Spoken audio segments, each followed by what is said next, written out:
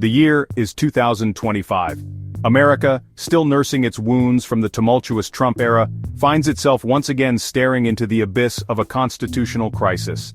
The Justice Department's investigation into former President Donald Trump, once a distant rumble, has erupted into a full-blown legal and political firestorm. The nation watches, captivated and apprehensive, as the drama unfolds. At the heart of this maelstrom lies Special Counsel Jack Smith's explosive report, a document so damning that it could rewrite the history books. Smith, tasked with investigating Trump's efforts to overturn the 2020 election, has unearthed a trove of evidence pointing to potential criminal wrongdoing.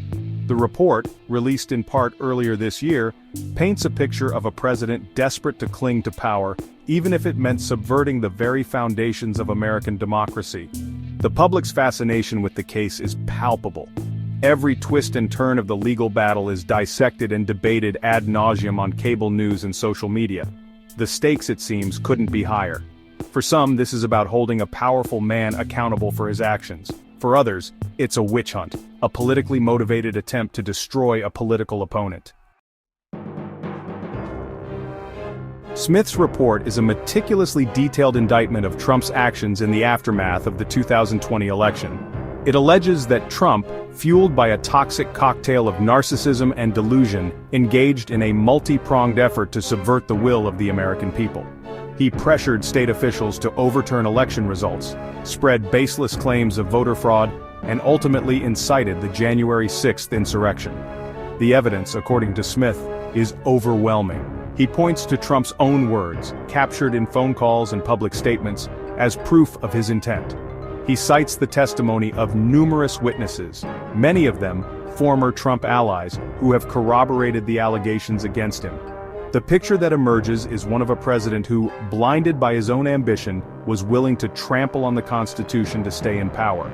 But Trump, never one to back down from a fight, has vehemently denied any wrongdoing.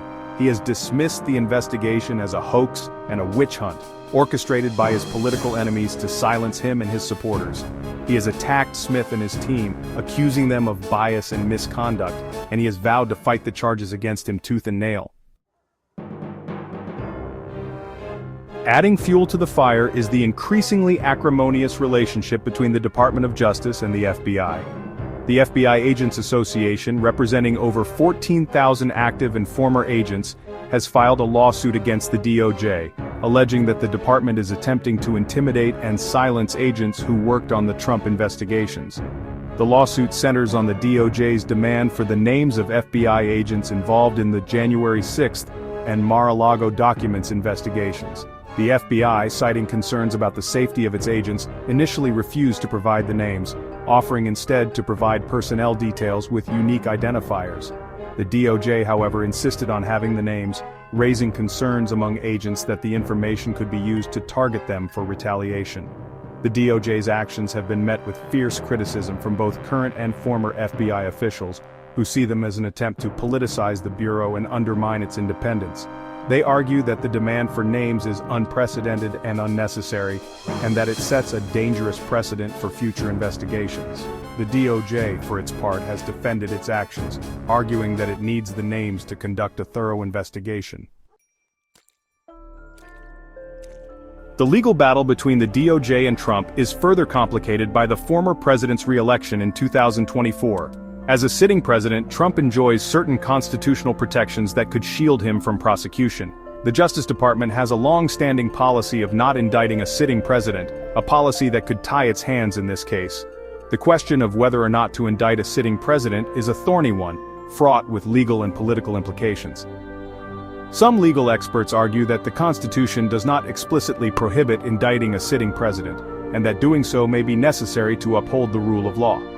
Others argue that indicting a sitting president would set a dangerous precedent and could plunge the country into a constitutional crisis.